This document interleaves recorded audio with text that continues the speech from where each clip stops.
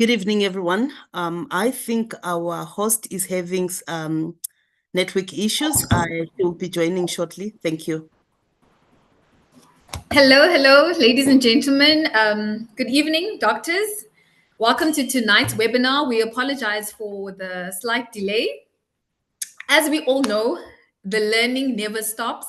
So this is one of many SAAPD in collaboration with SADA webinars. And so we encourage you also to just go and look at the SAAPD webinar, or rather the website, the SAAPD social media pages, and find out more about what the society does. And please do get involved. So before we start tonight's lecture, there are a couple of announcements that I need to share with everyone. Please refrain from using the raised hand, but type your comment and questions in the Q&A.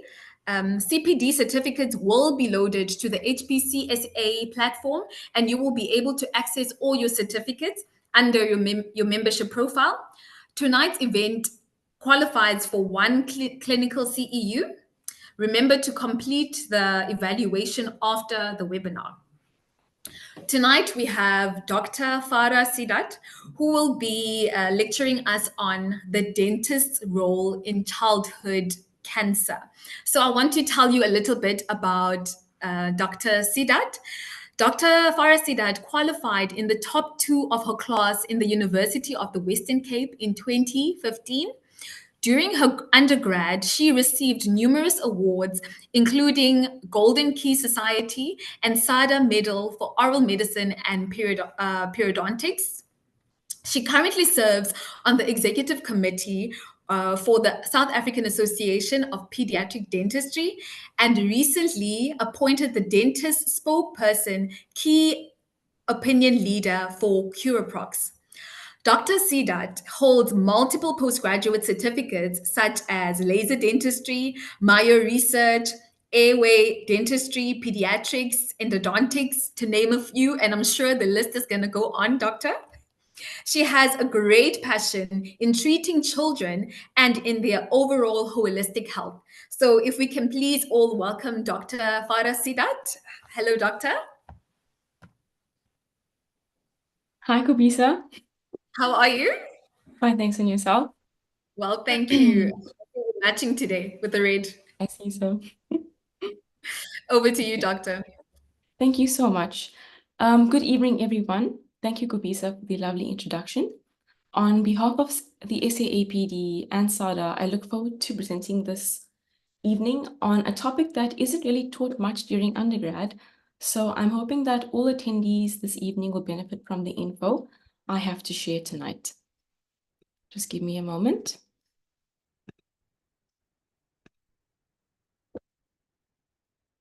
Can you see my screen?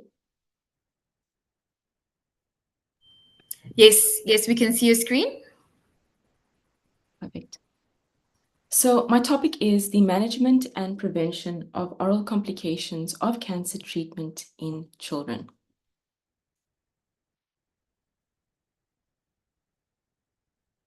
Dental management and care is important for all children, but particularly for children with cancer.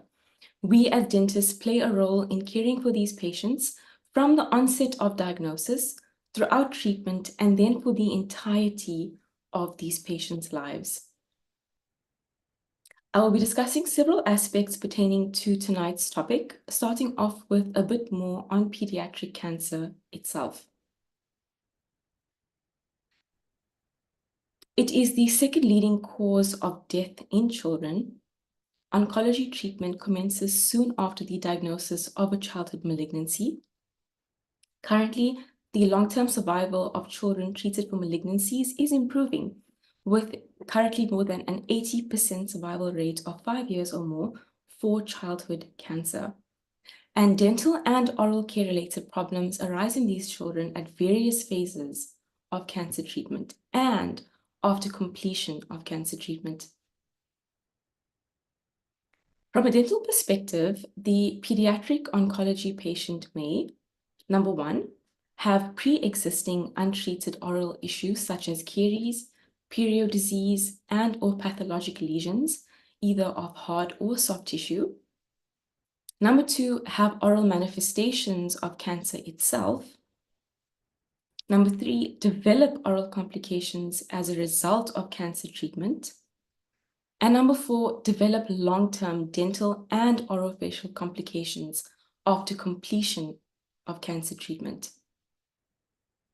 Therefore, oral health care is an integral component of interprofessional collaborative care for children and adolescents diagnosed with cancer, and it all ties in with patient-centered care.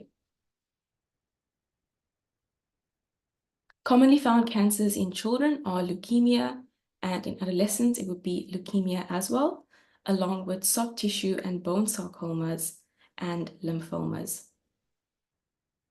Locally in South Africa, children with AIDS and other immunodeficiencies have an increased risk of developing certain cancers, predominantly non-Hodgkin lymphoma and Kaposi sarcoma.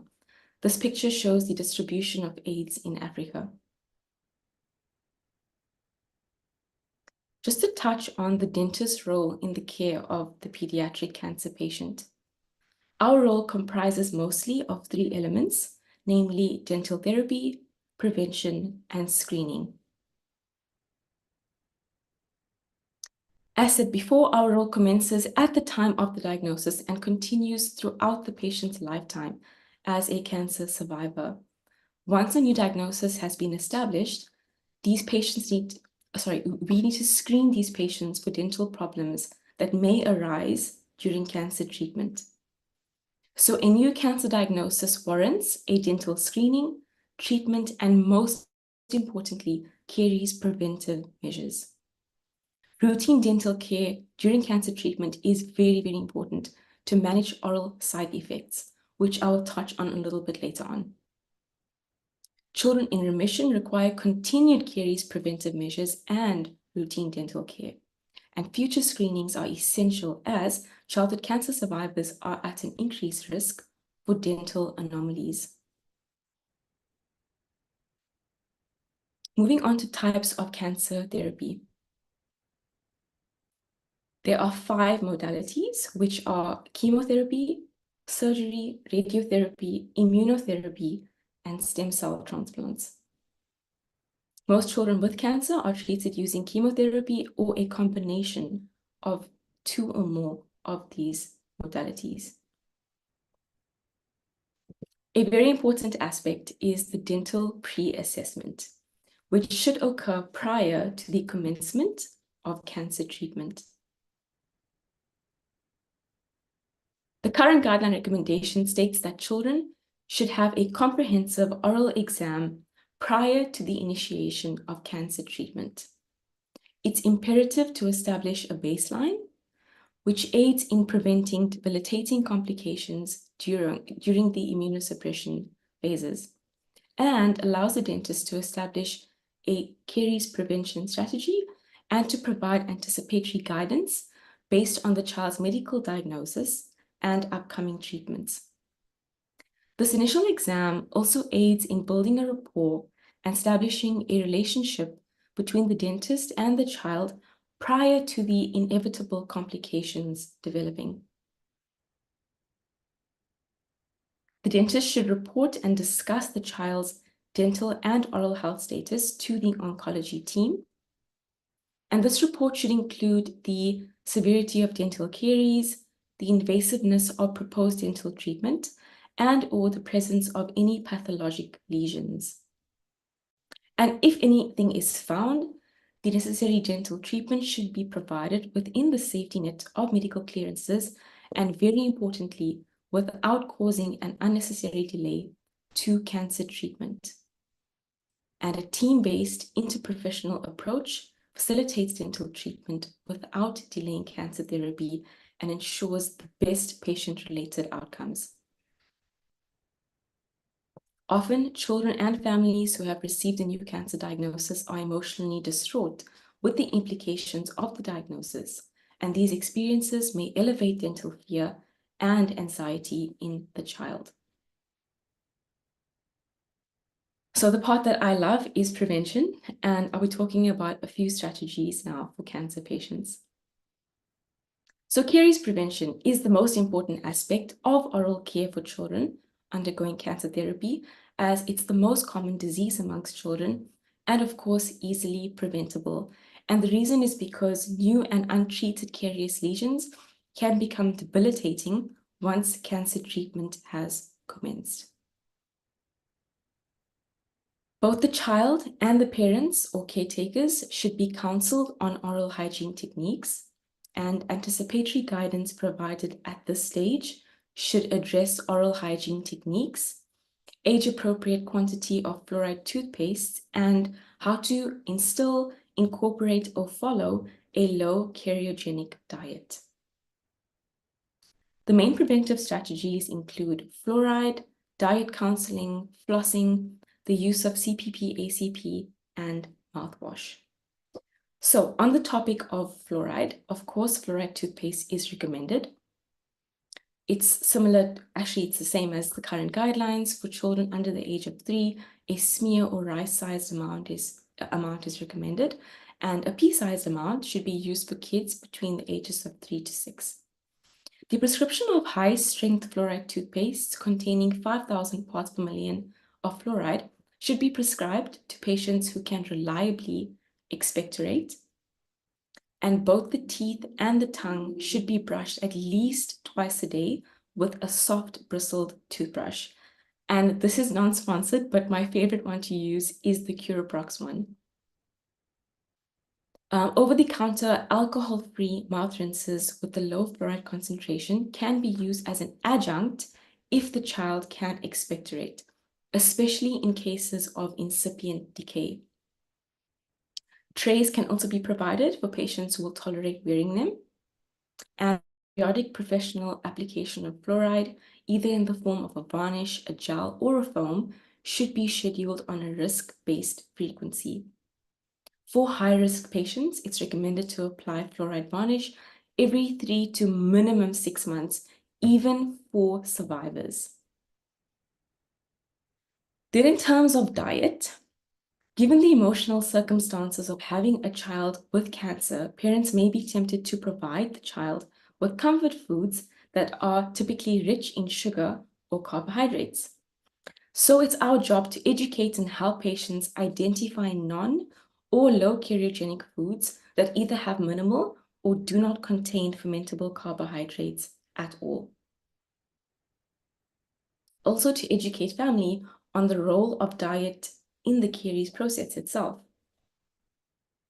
Advise limiting consumption of sweetened drinks such as juices and sodas. And snacks between meals should not contain added sugar. I have to add that seeking the aid of a dietitian may be very useful. Just want to see what's here. Okay. To give you an example of cariogenicity of foods, high cariogenic foods include the usual culprits like sugar and candy. In the middle area, these are foods that contain fermentable carbohydrates, which include bread, pasta, and starchy vegetables and fruit. And in the non-cariogenic or low cariogenic side, these foods include proteins, high fiber vegetables and fruits, sugar-free sodas, and cheese. So what does a hypocariogenic diet comprise of? Well, it's eating between 3 to maximum 5 meals per day, opting for foods in the weak or low cariogenic category, performing rigorous home oral hygiene as instructed by your dentist, avoid snacking between meals, but if you do snack, it's choosing things that are not cariogenic, and opting for snacks such as hard cheese or mixed meats. Ending off your meals with hard cheese and not eating while watching TV, sitting at the computer, or after performing oral hygiene. And my personal favorite one is chewing on xylitol gum or sucking on xylitol sweets. And then flossing. So flossing is recommended to further minimize the plaque biofilm. It's recommended and encouraged for children, of course, with sufficient dexterity. And for those who cannot, then parents and caretakers should floss for children who are unable to themselves. Contrary to common conception, cancer survivors should also floss daily, as their platelet levels are generally above the threshold. Therefore, there is no increased risk of bleeding. However, when platelet levels are low, flossing should be temporarily ceased. Okay, CPP-ACP, which is your calcium phospholipid amorphous calcium phosphate. If the child cannot expectorate, a CPP-ACP containing products such as MI paste or tooth mousse may be recommended to maintain surface mineralization of enamel. One more adjunct is chlorhexidine, and the use of chlorhexidine mouthwash can be used again as an adjunct, provided the patient can expectorate. Children who have plaque-induced gingivitis or periodontal disease should be prescribed a 0.12 concentration of chlorhexidine mouthwash, and an alcohol-free formulation is, of course, better tolerated for children, especially during episodes of mucositis, which I will discuss a little bit further later on. So how do you use it? You basically rinse with 10 ml of mouthwash for 1 minute, once daily, for 1 week, each month. And of course, should only be used for a short amount of time to prevent the adverse oral side effects. And then the use of bland rinses are recommended in cancer patients for purposes of decontamination, moisturization, neutralizing the oral pH, and promoting oral comfort. You could use a 0.9% saline rinse or a simple sodium bicarbonate solution, which is 1 teaspoon of baking soda, a 1/4 teaspoon of salt in 1 cup of water. These rinses are harmless to the oral cavity and can be performed several times each day as needed. It's easy, it's accessible, and very affordable. Establishing a dental home whereby the patient can receive ongoing care is of paramount importance for the success of preventive dental care during cancer treatment. Now, very importantly, the dental treatment considerations of the cancer patient. So what do we as dentists need to be cognizant of? There are several aspects, namely the treatment guidelines, the timing of treatment, when or when not to give prophylaxis, what happens in the case if a patient has existing or ongoing orthodontic treatment, what factors to consider when thinking of doing restorations, and health markers of the patient and how it affects us and our treatment. So just to state from the outset that a major aim of oral management during cancer treatment is to actually improve the cancer treatment results. So, general considerations. The dentist and oncology team must discuss the patient's anticipated tolerance to dental treatment. Ideally, all dental work should be completed prior to the commencement of cancer treatment. If timing is not feasible due to an urgency to begin therapy, prioritize treatment as follows: infections, extractions, periotherapy, and elimination of sources of intraoral tissue irritation. In the case of dental emergencies, children may need prophylactic antibiotics as well as hospitalization to complete the necessary treatment. So typical dental treatments we would provide include restorations, periotherapy, and extractions. These are the actual treatment guidelines, so feel free to take a picture or screenshot if you would like. Primary teeth in exfoliative stages should be allowed to exfoliate naturally. Small carious lesions can and should be treated conservatively. In terms of reversible pulpitis, or basically caries in primary teeth, opinions do differ regarding the treatment. Therefore, due to an absence of evidence-based recommendations for vital pulp therapy in immunocompromised children, it's best to provide definitive care by means of an extraction to avoid potential immunosuppression complications. And in the case of previously treated primary teeth, if they are clinically and radiographically sound, then extractions are not indicated. However, infected teeth, non-restorable teeth, root tips, and perio-compromised teeth should be extracted 1 to 2 weeks before initiation of cancer therapy to allow adequate healing time.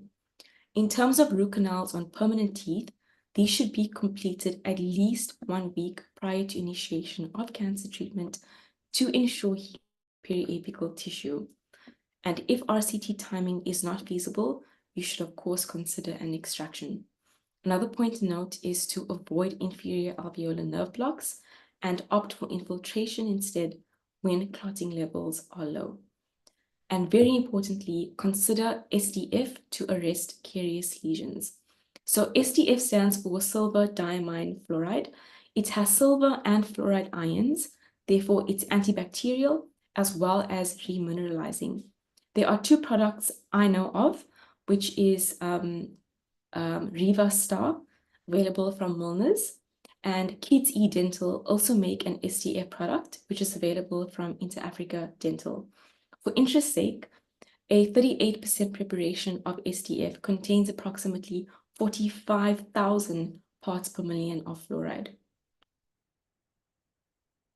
Okay, so in terms of restorations, both the material choice and restorative technique should be based upon the fact that the patient is likely to be immunocompromised in the near future.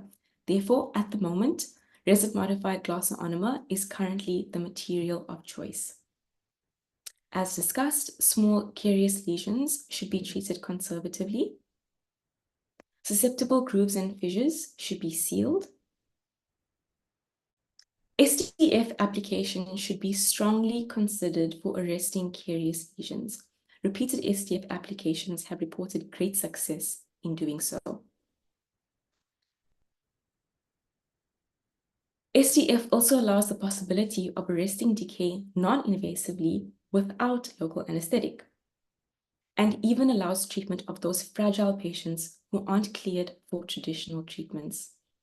However, informed consent for SDF should be obtained prior due to the aesthetic implications, as it causes a black discoloration and on the decayed tooth once the silver ions oxidize. And then lastly, in terms of restorations, stainless steel crowns shouldn't be used in cases whereby patients require repeated MRIs of the head and neck area for cancer surveillance.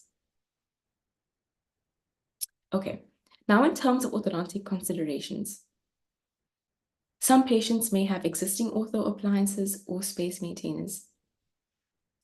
Removable appliances, can be worn if the patient can tolerate them and is able to maintain good oral hygiene. However, they should be removed if A, they have the potential to cause irritation, the cancer therapy has potential to cause moderate to severe mucositis, which I will discuss a little bit later on, or if the patient's oral hygiene is poor.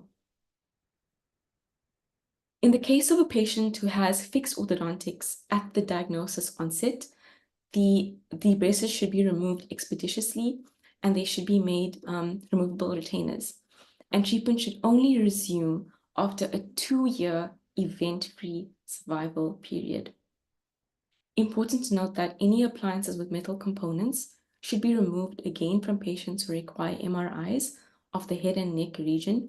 This is usually in the case of intracranial tumors, and it's purely to prevent scatter and artifacts. I will answer the questions at the end. In terms of health markers, the most important ones for us to note are the absolute neutrophil count, as well as the platelet count, secondary to cancer or its treatment. So just to touch on the neutrophil count, as we know, neutrophils are infection-fighting white blood cells. a normal ANC value is greater than 1,500 cubic millimeters, and when the value is above 2,000, antibiotic prophylaxis is not indicated. However, when the levels are between 1,000 and 2,000, this does warrant an oncology consultation to assess the need for antibiotic coverage. And in cases where it's below 1,000, dental treatment should be deferred until the ANC is higher, as the risk is too high for potential infection. But in the cases of emergency treatment, the patient may need prophylactic antibiotics and hospitalization. Then lastly, on the note of platelet count, platelets of course originate in the bone marrow, which prevent and stop bleeding. And platelet count identifies the risk for hemorrhaging. So bleeding isn't a concern when the platelet count is above 75,000 cubic millimeters, but anything below this does warrant an oncology consultation to ascertain the need for platelet transfusions and arrange for hospitalization for prolonged monitoring, as the risk for hemorrhaging is significant. And both extractions and local anesthetic increase the risk of bleeding as well as hematoma formation.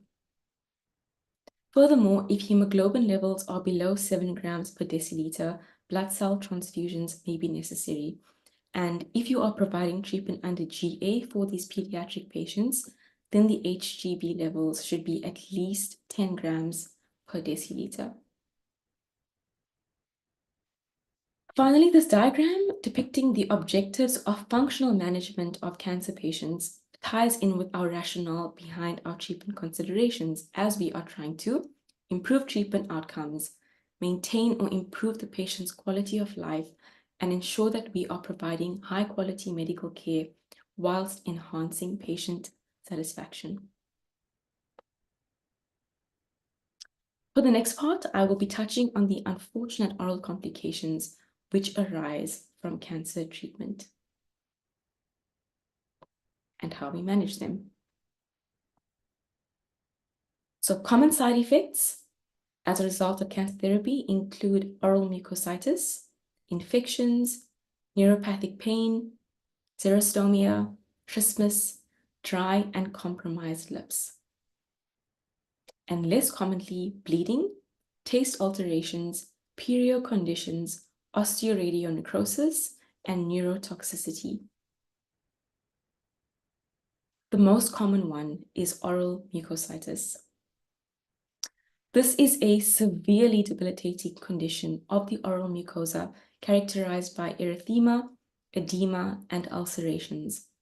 It's actually reported as the most debilitating side effect as a result of cancer treatment, and it interferes greatly with patient functioning and tolerance for cancer treatment. And I've read reports that patients have actually stopped cancer treatment purely because of how debilitating this condition is. Unfortunately, a high percentage of patients are likely to develop this. It's graded as mild, moderate, or severe based on symptoms and presentation. And currently, the mainstay management of this condition is through palliative care, which will include analgesics. Important to note that it's better to avoid topical anesthetics in children, as it may be absorbed by the oral mucosa and cause adverse systemic effects. This is in children. Maintaining good oral hygiene is important to prevent as well as reduce the severity of oral mucositis. Softening the toothbrush bristles in some warm water for a few minutes may actually make brushing more comfortable. However, in cases of severe mucositis, brushing completely may be totally intolerable. Therefore, it's better to opt for a foam product instead. And again, non-sponsored, Isocuraprox came out with a remineralizing foam for aligners, which I would actually then use in a case like this. In terms of evidence-based support on its treatment, this includes a few modalities such as oral cryotherapy. This purely just means the use of ice chips. So basically, during chemotherapy, they'd have ice chips in their mouth or just suck on ice chips whenever they have a flare-up of mucositis. The next one is recombinant human keratinocyte growth factor 1. This is basically a protein that helps repair tissue. Usually it's administered IV or subcutaneously. Then we have low-level laser therapy, also known as photobiomodulation, or PBM for short. And then, as discussed previously, your sodium bicarb rinses and benzodiazepine mouthwash. And PBM therapy may be considered child-friendly, especially for those patients who can't use mouthwash, for example. So anyone who has this little piece of equipment, which is the diode laser from BioLase, is able to provide photobiomodulation. And if you aren't sure how, they have amazing reps who come and show you how to do PBM on patients. The next one is oral infections. These patients may develop opportunistic oral infections of either fungal, bacterial, or viral origin. The two most common are oral candidiasis and herpetic infections. Clinically, however, these may present atypically due to the presence of neutropenia. In the case of a bacterial infection, this should be promptly diagnosed and treated to prevent the onset of fever or systemic bacteremia. And you can easily manage local bacterial infections using chlorhexidine and diligent oral hygiene. In the cases of oral candidiasis, nystatin is the first line of treatment. It may not always resolve the infection, therefore systemic agents like amphotericin B may be necessary. But very important to note that when using nystatin, it does have a high sugar content and therefore does increase the caries risk, as these patients are asked to keep the nystatin in their mouth for a period of time before actually swallowing it. Then neuropathic pain. So children receiving chemo may develop neuropathic pain, which usually affects mandibular teeth. And they would typically complain of a deep pain in the jaw and the teeth, usually in the absence of an odontogenic source of pain. The pain is usually transient and does diminish once chemo is completed. And in the absence of a definitive cure, palliative care may be provided using over-the-counter pain medication or patient-controlled analgesia. Very importantly, xerostomia. So chemo and radiation patients usually develop xerostomia during as well as beyond the treatment phase. The cause is simply damage due to salivary glands from medications or ionizing radiation. Xerostomia, of course, increases caries risk, oral infection risk, causes taste alteration, and exacerbates mucositis. In the presence of xerostomia, the caries risk is considered extreme. So salivary substitutes, stimulants, and mouthwashes are the mainstream treatment modalities, and additional aids include sugar-free gum or candy, oral sprays, mouthwash, and saliva substitutes. Gum have a range called hydral, which is a gel or a spray option, and these are available at Clicks and Dischem, and as well as from Ibodent themselves directly. And again, sodium bicarb mouth rinses are essential to reverse low oral pH and control plaque. Also, the patient should sip on water frequently and or chew on ice chips. In terms of trismus, children receiving head and neck radiotherapy may develop trismus. It's described as a painful spasm of the muscles of mastication. Physical therapy in the form of stretching exercises for masticatory muscles should ideally be commenced prior to the initiation of radiation therapy and continue beyond the completion of radiotherapy. And then lastly, in terms of lip care or lip health, children receiving chemo and radiation often develop chapped lips and angular cheilitis. So lanolin-based products are more effective compared to petroleum-based products, for example, Vaseline. So locally, I know of these three amazing products. Lanolab is actually made locally, and it's a multi-purpose lanolin balm that people rave about. Pure Land is actually a nipple cream, but it can also be used for chapped skin and dry lips. And then a very fancy lip balm called Laneige is now available here, which also has lanolin in it. So regular lubrication of lips should be incorporated to prevent crusting and ulceration. So here we can see examples in the first picture, which is A. This is oral mucositis and how it presents in young children. You can see how painful and sore the gum looks. B just shows oral candidiasis on the tongue, and C shows swelling, ulceration, and crusting of the lower lip of a child. And unfortunately, children are 3 times more likely than adults to develop mucositis, xerostomia, and infections during cancer treatment. So in terms of stem cell transplant patients, also known as hematopoietic stem cell transplantation, HSCT for short, it's just important to know that there are 4 phases of this type of cancer treatment, and all of these have dental implications. Completing all dental care prior to a stem cell transplant is critical. These patients receive all chemo and total body irradiation a few days prior to the transplant. This results in a prolonged immunosuppressed phase, of which no elective dental care can be done during this phase. It takes around 100 days minimum for these patients to recover some immunity, and it may even be longer in the presence of graft versus host disease or other complications. Mucositis develops 7 to 10 days after initiation of conditioning, which is the first phase, and lasts up to 2 weeks post-conditioning. The intensity and severity of oral complications do begin to decline, though, 3 to 4 weeks after completion of the transplant. And during the recovery, the primary oral concerns include xerostomia, hemorrhage, neurotoxicity, TMJ dysfunction, and exophytic oral lesions, example papillomas.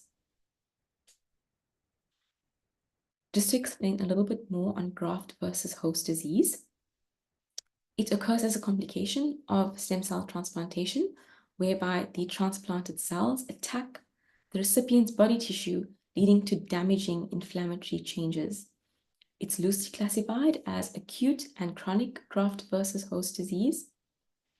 Prominent findings are erythema, mucositis, xerostomia, ulcers, mucoceles, and elevated levels of dental caries. Unfortunately, acute GVHD is a cause of major morbidity and mortality in children undergoing stem cell transplants. And the oral cavity is more commonly involved in the chronic variant, but is less common overall in children versus adults. And then lastly, caring for the cancer survivor.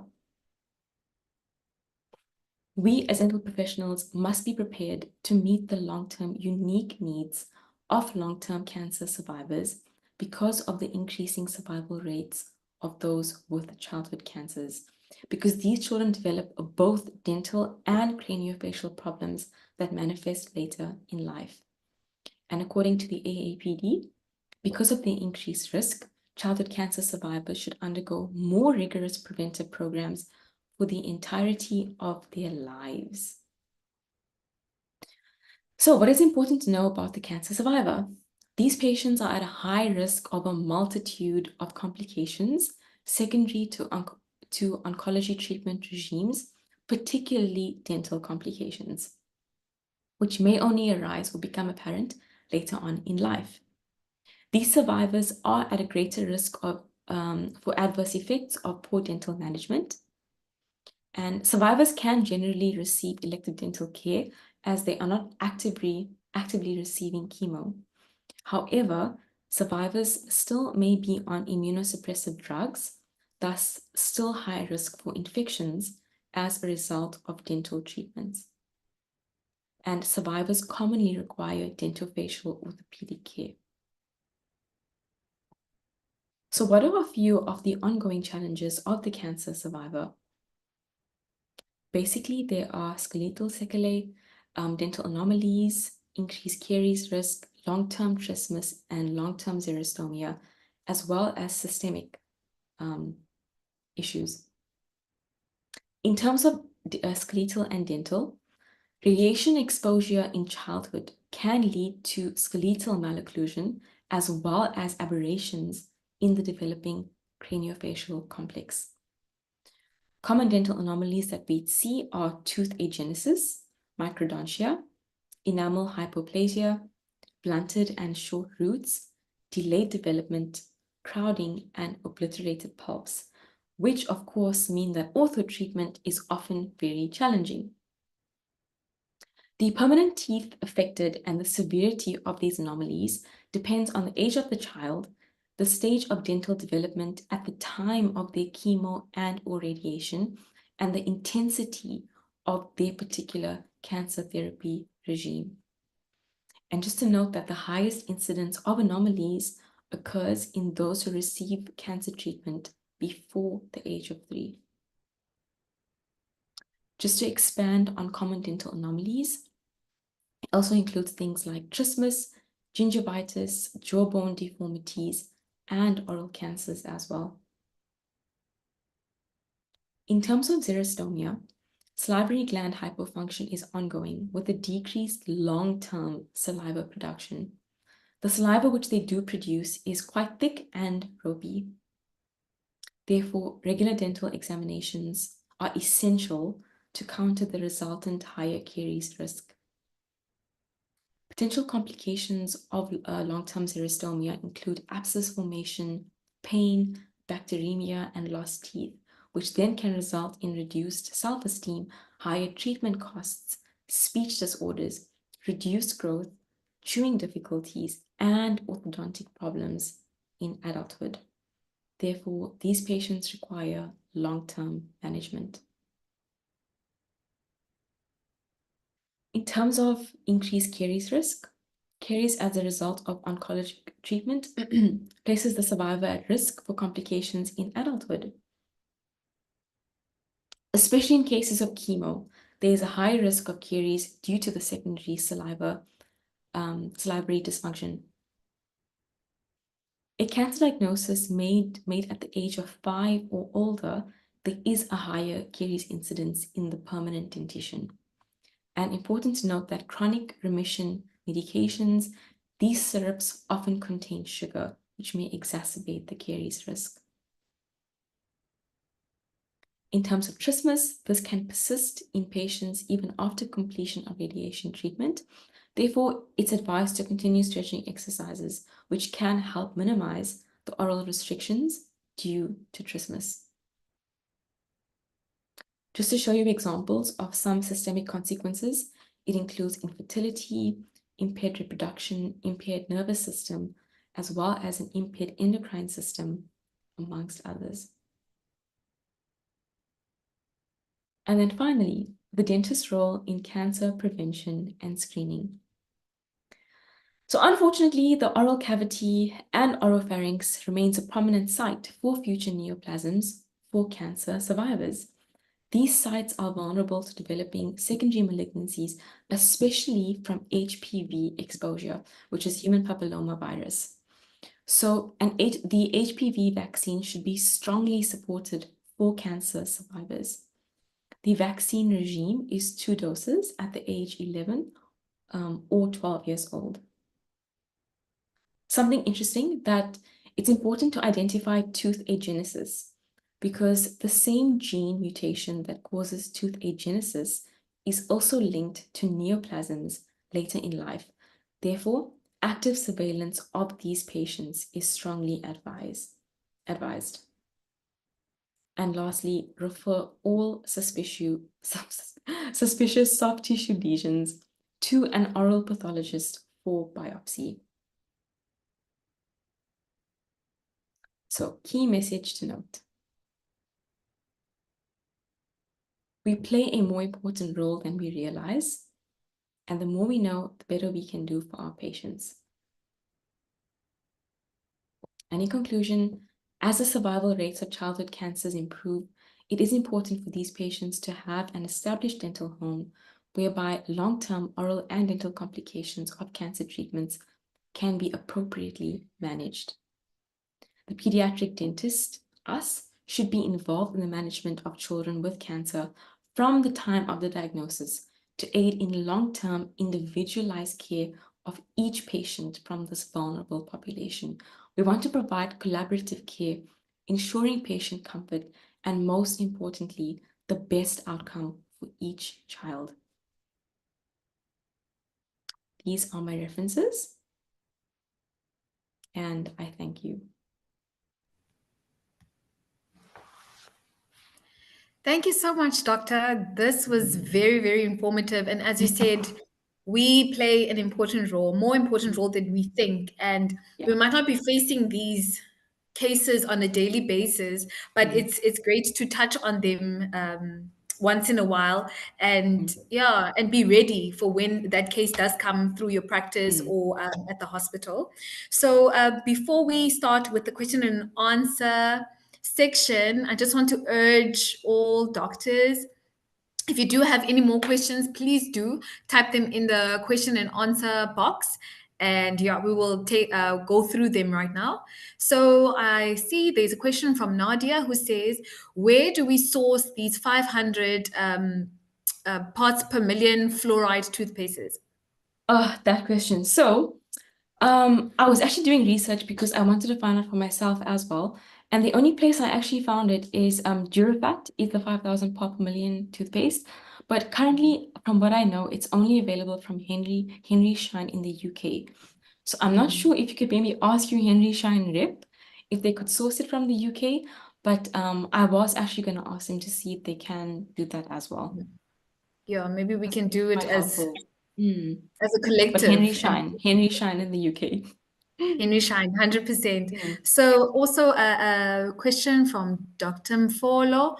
How can parents be educated on the importance of early detection and treatment of oral cancer in children? So, okay, oral cancer is a bit different to what I was talking about today, but I would just say it goes back to preventive care. As long as you're bringing your child in every 6 months for the checkup, especially because children grow so fast and their mouths change so quickly, it's so important to ensure 6-monthly checkups, not just for caries and orthodontic screening and stuff, but also to identify lesions which potentially could be cancerous. Yes, that's true. That's true, doctor. And what treatment codes do we use when applying SDF? It is the one that I particularly use, and I could be, or I do stand to be corrected, is the application of a desensitizing medicament, which I think is 8167. I could be wrong. That's, I don't know. Either the application of desensitizing medicament or resin, but I use the desensitizing medicament code when I apply SDF. Do old amalgams restorations interfere with MRIs? I'm actually going to say yes, because the guidelines do state that all metal containing devices or anything should be removed. So honestly, I would actually remove old amalgams safely with the proper guidelines, and I would replace them with resin modified glass ionomer. Okay. In your experience, is nystatin really that effective in treating candidiasis? Fluconazole is a better anti-fungal. Is that a question? Yeah. Did you get that? Is it a So the first part is saying, if you in your experience, is nystatin really that effective in treating candidiasis? Yeah. Okay, so that I am not too experienced on, because I actually, well, luckily have hardly seen kids with this. But I do know that nystatin is basically, it is systemic, but it's also used topically. So usually patients are asked to actually keep it in their mouth and like swoosh it around for quite some time before actually swallowing it. So that question, I hope someone else can shed some light onto it, because I'm actually not the best person to answer that. maybe that can be one of our next topics. Yes. So there is, I just want to also read a comment from Dr. Mm. Tasha Pillay, who says, excellent presentation, very insightful. And I 100% Thank agree with you. that. Thank you. And then we have Dr. Lim. Are we seeing more oral cancers due to oral sex rather than proper intercourse in older teens, young adults? Should I read that again? Are we seeing Are we more seeing oral? more oral cancers due to oral sex rather than improper intercourse in older teens, young adults? From the few sources that I've talked about this briefly, especially during our postgrad, I would say, some areas, yes, I would say, especially like your papillomavirus and Epstein-Barr, like the kissing disease and things. Yeah, I am gonna say probably yes. There probably is a bit more oral, or these patients do require a bit more surveillance because of how common promiscuity is nowadays. And Yeah. because patients want to preserve their virginity, they're obviously opting for oral sex, which they think is safer, but they need to be educated on what the potential complications of that are as well. Okay. And then let me just catch myself. Dr. Ahmed Maganda says, what about Dactarin oral gel for the candida? I'm sure that will actually work. Probably for all the patients who can actually tolerate it, I'm sure that would actually work. Yes, that could definitely be a possibility for all the children, or even maybe younger ones who wouldn't swallow that much. I would also use Lactarin for Okay, patients who that's have another Candida. option. Yes. Mm. Hey, and then Dr. De Villiers is saying IICR silver amalgam is a non-ferrous metal, which means that magnetic fields shouldn't be effective. That's very interesting. Okay, that is good to know. But Hmm. also, I feel like children shouldn't be actually even getting amalgam fillings nowadays. Hmm. So if Yeah, they are, I would be a little bit concerned. But thank you for yes. that. That's very interesting. Yeah, that's a good point. And then Dr. Fenter, thank you for the insightful webinar. We are definitely, many of us are thankful. And then Dr. Osman says, very informative, great presentation.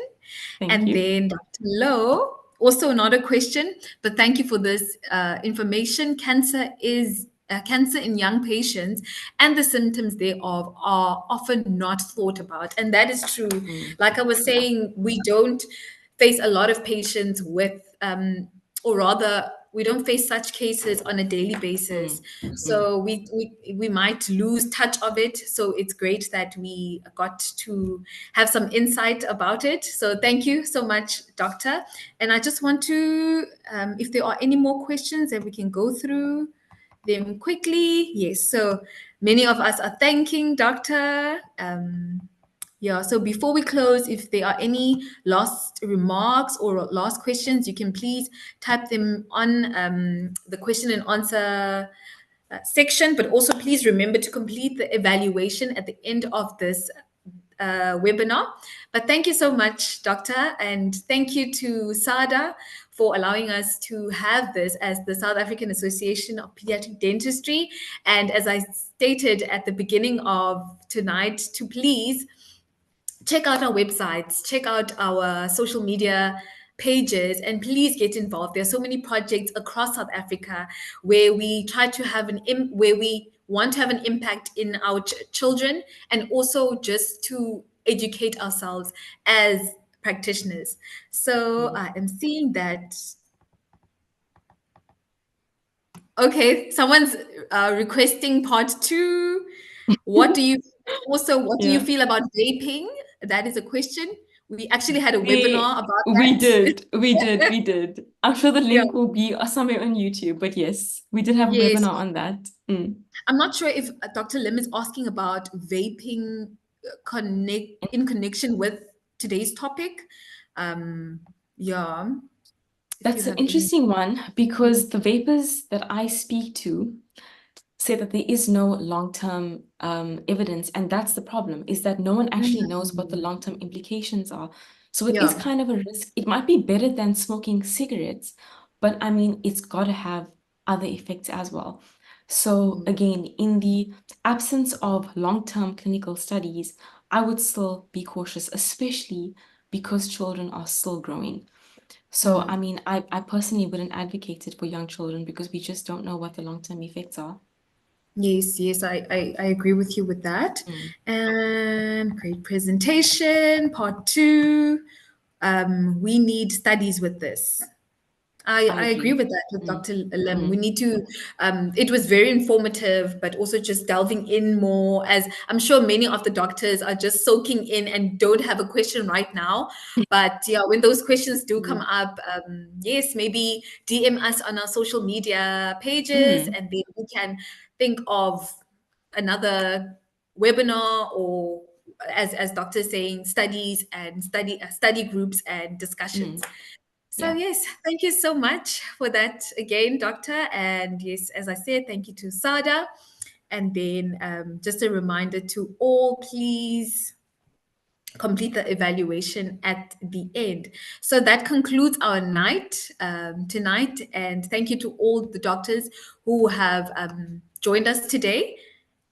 Just trying to see. Yes. Okay, I think that is it. Thank you to every doctor who has joined us today. And please be on the watch out, be on the lookout, because there are many more webinars that will be coming from the SAAPD in collaboration with SADA. And good night to everyone. Thank you. Thank you.